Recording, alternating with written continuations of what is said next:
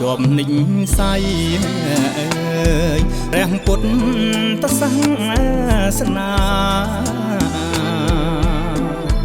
អណាជាប់និញស័យព្រះពុទ្ធសាសនាកសា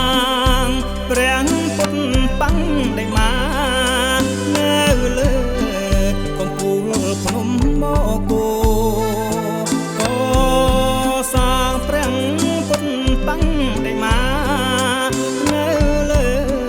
កំពូលភ្នំមកគោអណាប្រឹងអង្គភិវឌ្ឍប្រាកដលេចធ្លោអណាប្រឹងអង្គភិវឌ្ឍ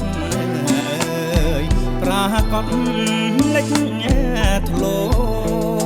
លើអាកាសអូមណៃជុំលោព្រៀបបា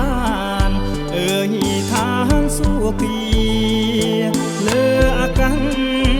អូមណៃជុំលោព្រៀបបានអើយឋានសួគ៌អណាពុនបាំងដេកមកមហោសច្ចាមហិមា